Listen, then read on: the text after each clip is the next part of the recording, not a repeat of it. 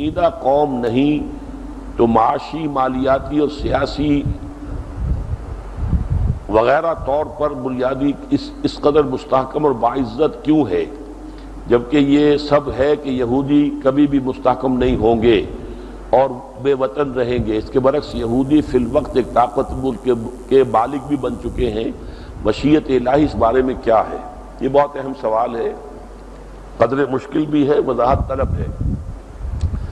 دیکھیے، یہودیوں کو ایک سہارا ملا ہے۔ قرآن مجید میں کہیں یہ نہیں کہا گیا کہ ان کی کوئی قوم نہیں ہوگی، کوئی وطن نہیں ہوگا، کہیں نہیں کہا گیا۔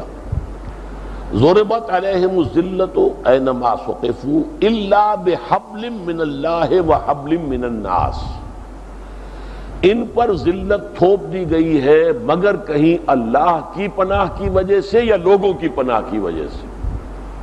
یہ حبل من الناس کے حوالے سے آج انہیں دنیا میں سہارا ملا ہے۔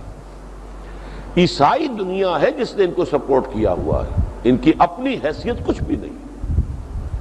یہ تو سن 73 میں ختم ہو جاتے۔ گولڈا مائر جو تھی اس وقت کی وزیر اعظم، وہ خودکشی کرنے کا فیصلہ کر چکی تھی جب سن 73 میں بارلیو لائن کراس کر لی ہے مصریوں نے، جسے یہ کہتے تھے کہ یہ تو ناممکن ہے، اس کو کوئی کراس کر ہی نہیں سکتا۔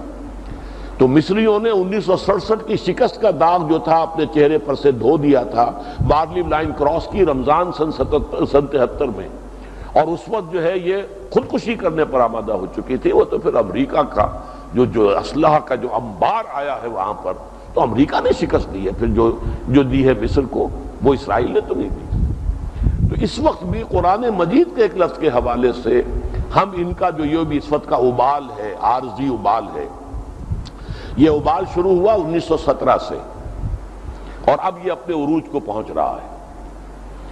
لیکن اس کی جو حکمت میرے نزدیک ہے، یہ تو اصل میں جب حضرت مسیح علیہ السلام کو انہوں نے اپنے بس پڑتے سولی پر چڑھایا تھا، چاہے اللہ نے انہیں اٹھا لیا اور سولی نہیں دیے گئے وہ، لیکن انہوں نے تو اپنے طور پر سولی پر چڑھا دیا نا، یہ عذاب الہی کے مستحق اسی وقت ہو گئے تھے، لیکن ان کو ایکسیپشن کے طور پر اللہ نے رکھا ہے۔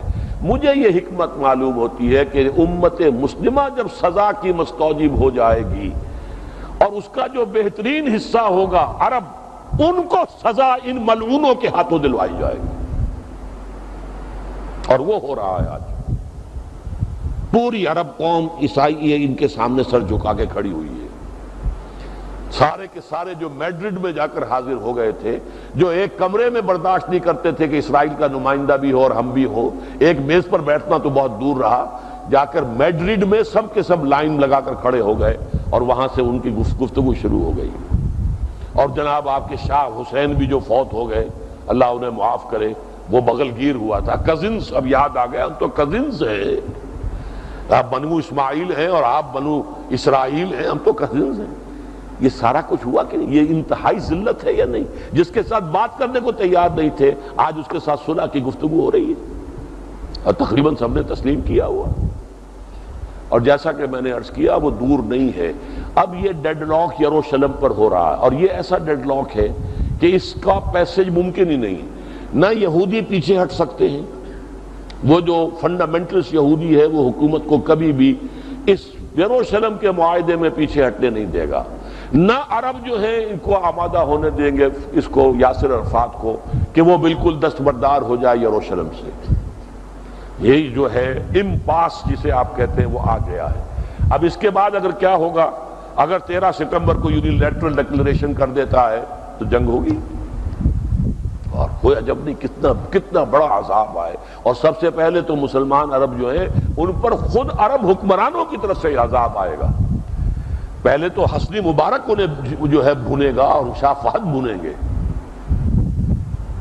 وہ جو مسلمان نوجوان ہے جو تلملا کر اٹھے گا، جیسے کہ مسجد گرا دی گئی تھی اگر ایودھیا کی، تو مسلمان جو تلملا کر اٹھے، پھر بھون دیا پولیس نے ان کو۔ 6000 کے قریب جو ہے وہ ممبئی کے اندر جو ہے وہ بھون دیے گئے۔ ایسے ہی ہوگا۔ تو یہ حالات بہت خراب ہیں جو آ رہے ہیں، اس لیے ہم کہہ نہیں سکتے، لیکن یہ کہ جب بھی اللہ کرے گا ہمیں اس کے لیے تیاری کرنی ہے ذہناً۔